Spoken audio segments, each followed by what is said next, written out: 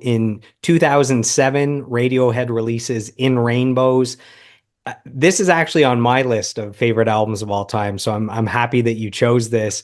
Uh, We can go real deep on this one then for sure. let's do it. Yeah. I guess where to start? What makes this a great album amongst a discography that has arguably four of the greatest albums of all time in it? Okay. Well, here's the weird thing about this album.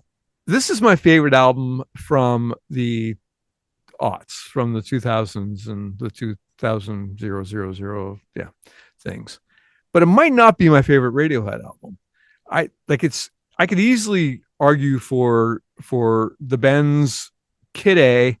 I could have picked Kid A actually because it's too, but I don't OK know. Computer, And arguably their and best. OK Computer. OK Computer is probably it probably is my favorite Radiohead album, but like OK Computer has it is like solid all the way through. The only kind of skippable thing on OK Computer is the Fitter Happier, which The kind of gets a computer little bit talk, yeah, the computer talk. better, But happier, the stronger. songs on that album are just intense. The Bends is just I remember the first time I heard about the Bends, we were touring in England in like 1994, 1995, 1995. And one of the bands that was playing with us, that was touring around with us, I was talking to him and he goes, "Hey, have you heard there's a new Radiohead album?" And I was like, "Oh, really?" Like, I mean, we all knew Creep, and that was all we knew about Radiohead. And it seemed that could have easily been a one-hit wonder with that thing. And the guy goes, "Yeah, like it's called The Bends. Like, you got to check this out." And I said, "Oh," I was kind of dismissive. I was like, "Okay, well, you know what? They're on the same label as us. So next time I'm in the EMI offices, I'll grab a copy from the cupboard." And he was like, "No, you don't understand. Like this is an album that people are going to be talking about 30 years later." Wow. And here we are talking about it 30 years later. And like who knew? I mean, the band set the stage for everything else, but you couldn't have expected OK Computer.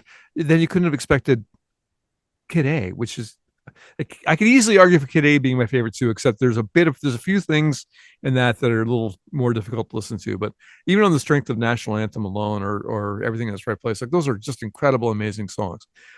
But for the 2000s, my favorite is definitely In Rainbows, and definitely In Rainbows is definitely tied, maybe close to the top with OK Computer as the ultimate favorite. And I like again its succinctness. 11 songs, I think, right? 45 minutes. It's not drawn out at all. Every song has a place. There's no filler in it. Every song is unique in a really like unusual way. And I really dug that this is kind of, although there's really great atmospheric stuff in it, this is kind of their return to guitars in a way. And there's certainly songs that don't have guitars featured that predominantly, but then you get into a song like Body Snatchers or Jigsaw Falling into Place, where it's just like guitars, like and guitars like. Sorry, I'm going on a bit, but the great thing about Radiohead in their mid period, like the period after OK Computer, and going up into and including In Rainbows, is that they became a band where people were okay sitting out in the band, where like one guy would be okay sitting out an entire song. There's a lot of really sparse recordings in there. It doesn't sound like five people happening, and that there's a lot of songs on In Rainbows that are like that as well. But there's also the sound of all five of them playing together at the same time, and it's just so powerful and amazing when they do that. It's such a atmospheric and a beautiful album. Like you can't call that many albums beautiful, but there's something about it that is just spacious and haunting and beautiful at the It's same warm time. too. It's a warm sounding album, like especially when you get into infrastructure will collapse. So I'm bad with song titles, but House of Cards or yeah, House of Cards and Strange Fish, that are the arpeggi Strange Fish. Weird Fishes. There's a warmth to it that's really beautiful. It is a soundscape kind of All I thing. Need is really warm Oh with my god, bass. yeah.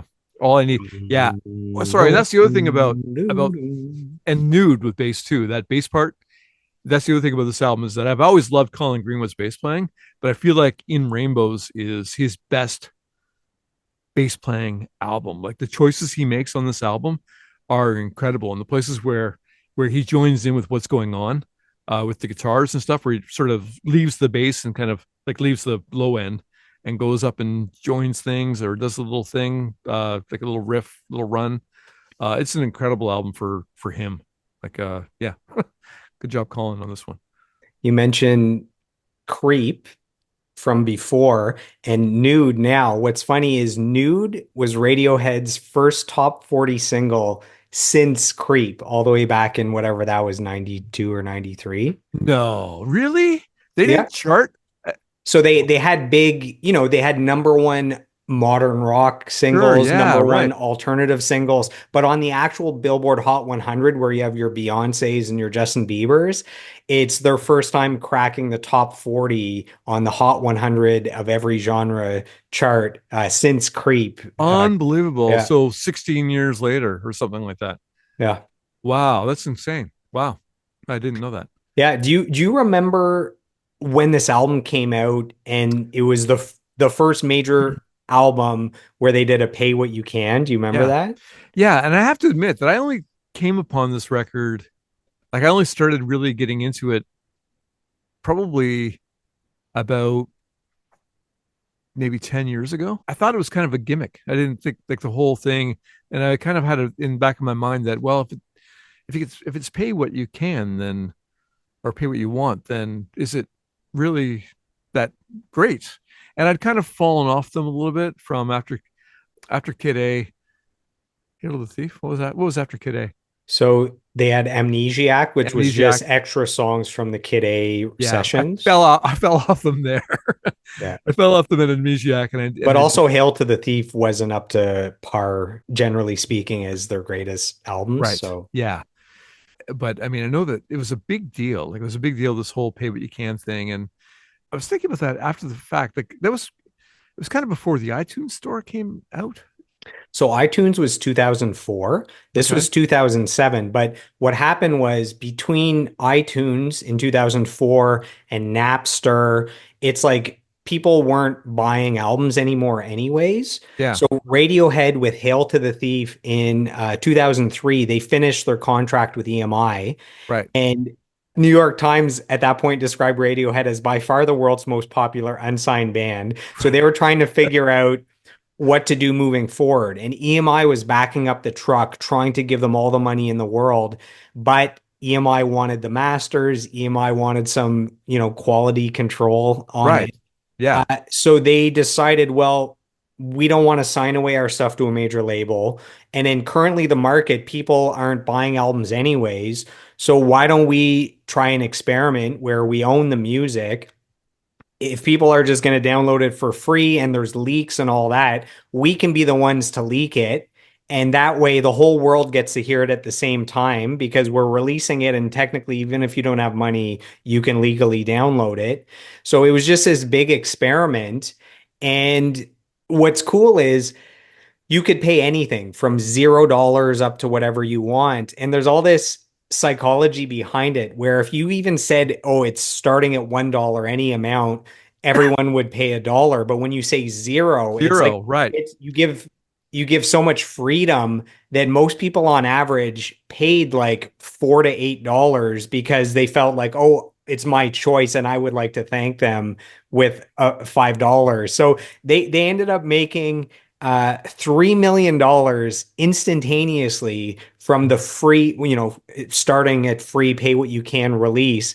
They said they made more in that 1 week than they made from the entire rollout of Hail to the Thief with a major Right. label. So, Yeah. Oh my God. Wow, that's crazy. Yeah. It's pretty cool. I mean, it was definitely revolutionary and it made news for sure. But because of that, I kind of stayed away from the album for many years, and I shouldn't have. Yeah, when I discovered it, yeah, about 10 years ago, I can't remember how it came to me.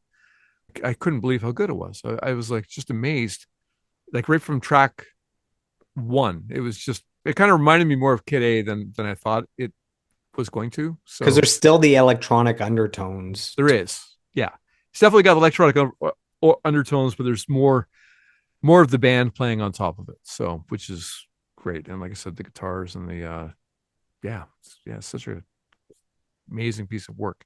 And lyrically, there's something about it lyrically too that songs make me really sad, and it really Yeah. like it really, It feels more vulnerable than a lot yeah, of their other music. it feels very personal. Like it feels like Tom's actually singing about himself in a way that I don't recall him ever doing. Instead of such grandiose Yeah, lyrics. Yeah. yeah, yeah. I mean, the only other time I remember him really singing about himself was probably Creep. You know, like after that, it gets pretty kind of storytelling, abstractions, science fiction, whatever, like all this sort of stuff. It sounds like it sounds like he's really grappling with mortality on the album as well. And it could just be that that's I probably had heard it back in 2007, but maybe I just wasn't ready for it then. You didn't listen with an open heart back No, then. I didn't listen to it with open heart, and definitely in the last 10 years, I've been way more open to it, and again, it's another one of those albums where every time I listen to it, I hear something different and new that I hadn't heard before. There's so much going on, even on the songs that are super sparse. There's so much going on. What I found surprising is even after they released it on their own, where anyone could get it for free or for $1, whatever you want to pay, they still months later they did sign, a distribution deal to Yeah, physically get the album in stores. And despite millions of people already having purchased it or gotten it, it still debuted at number one on the Billboard, top 200 charts.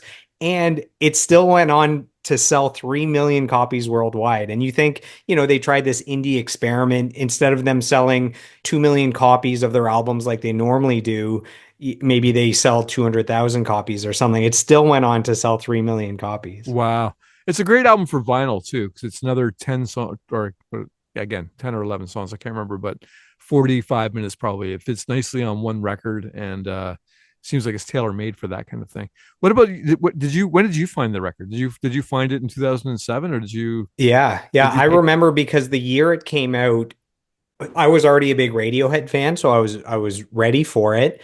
And then I remember as a musician releasing my own album, I was always big into marketing, which is where I was saying, Moist guitarist Mark, his book was like my indie Bible, the indie Bible. I used to read that to learn how to market myself as a band. And so I was always looking at different promotion techniques and marketing techniques and campaigns. So I got right into what Radiohead was doing and trying to figure out if, we can do that as well. Right, So yeah, so I was in the loop right off the bat. And I remember that year, I could be wrong, but I think Feist put out the remainder that year with 1, 2, 3, 4, the song that was in all the Apple commercials. yep. I remember it was essentially Radiohead in Rainbows and Feist the Remainder were the two albums fighting for every award that year. So on every list of the best albums of the year from Rolling Stone or Right. Billboard, it was 1 and 2, Feist and Radiohead. I think for the Grammys, album of the year,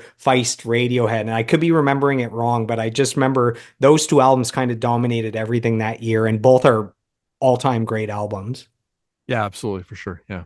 Besides selling and the critical acclaim, it won a bunch of Grammys. It was nominated for a bunch more that it didn't win.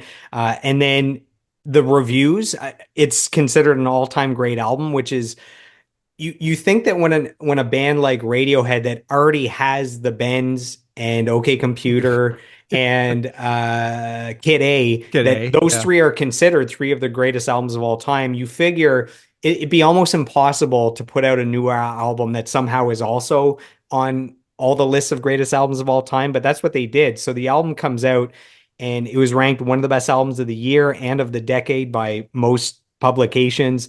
Entertainment Weekly called in Rainbows the gentlest, prettiest Radiohead set yet, and stated that it uses the full musical and emotional spectra to conjure breathtaking beauty. Rolling Stone had it in its list of the 500 greatest albums of all time.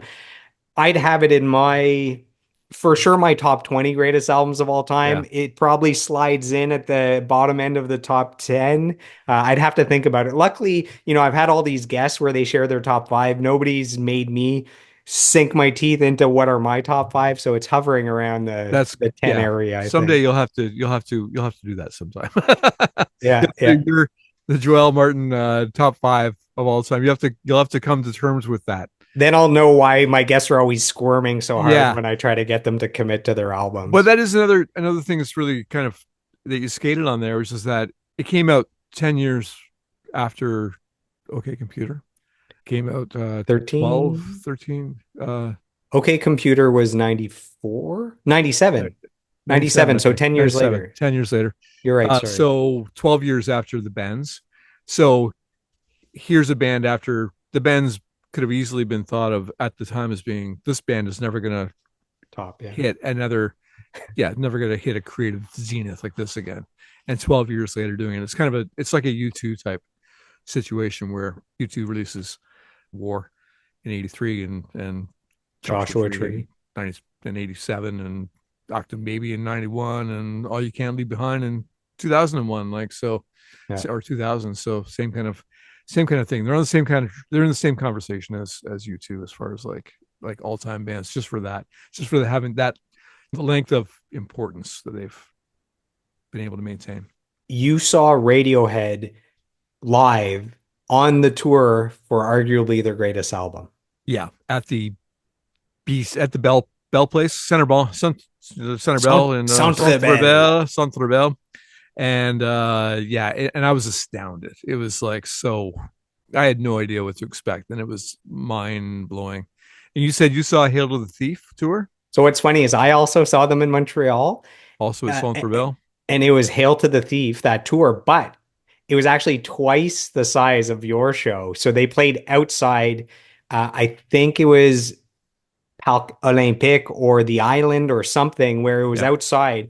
And, normally you go to a festival and there's 10 big bands on the bill, and all 10 bands together draw 20,000, 30,000, 40,000 people. This was just Radiohead and there was 60,000 people. wow, holy cow, wow, yeah. There's a lot of love for this band for sure. I think that That they're the band that I keep on thinking if they start doing shows again, if they reunite and do it again, they're on the bucket list as a band I need to see one more time. Because it's another one of those bands where you almost take for granted that they're gonna have another chance until you realize that they haven't been around for 10 years touring. And you start to think, oh my God, this might be maybe I missed it. Maybe there won't be a chance again. And another situation too, where it's the same five guys for so long. Yeah, and everybody in that band has an important place and does an important thing. the show that I saw in Montreal, I'd have it in my top three concerts I've ever seen, and I'd have it as the best light show I've ever seen. Yeah. There was a point during Paranoid Android where, eventually it like breaks down and it's all the choir voices. Yeah. Oh, yeah, And yeah. they shot out the brightest pure white lights where you were blinded, and with that heavenly choir, it just felt like that was you being accepted up into heaven. It was like the craziest moment that I remember. Amazing. That's so cool. Yeah, I got to see that again for sure.